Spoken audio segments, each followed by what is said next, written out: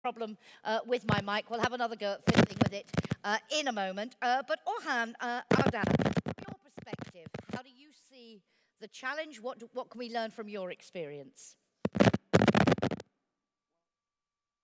Let me say that before we can answer the question of what educators or teachers can do to prevent violent radicalization, I think that a much more fundamental question, and very briefly 2 points, is that who are the teachers that we have in our classrooms today, and are they able to function in schools that have a higher risk of radicalization? And research shows that the answer is simply no. An overwhelming majority of teachers have no connection at all to the diverse communities that we have in our schools. And we tend to put our most inexperienced teachers in the most disadvantaged schools.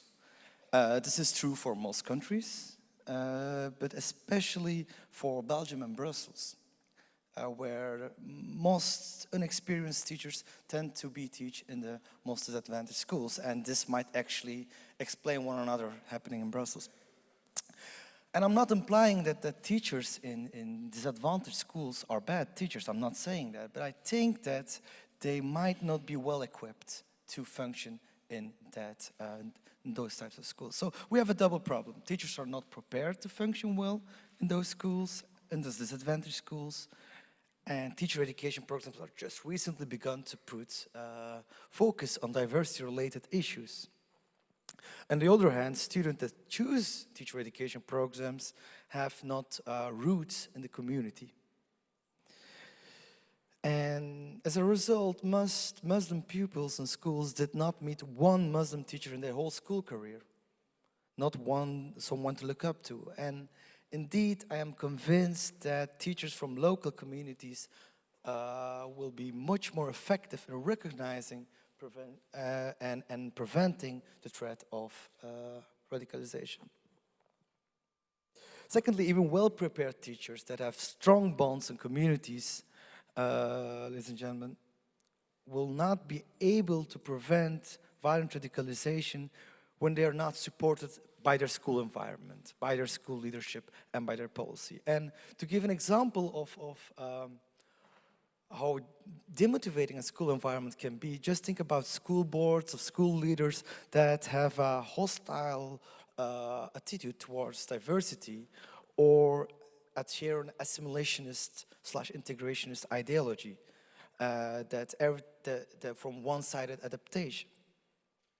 So I think that's also vital, that not only having teachers and educators from communities, but that the schools need to be run and owned by communities and run by local communities as well. And I think that the ideal situation should go beyond the well-known model of partnership between school and community. I think that is simply not enough to have a partnership, because partnership still can mean power differences. I think that we should go to a model of school ownership, that local communities need to run public schools. And this will work better in school systems that now have a kind of freedom of education than school systems that are much decentralized. And I think that ownership is crucial, because responsibility comes with ownership.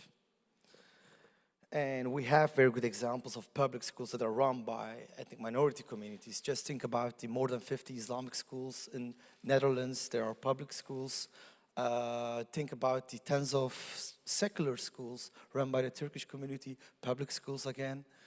And I know that correlation does not mean causality, but isn't it striking that we hadn't had one case of radicalization from those minority-run schools?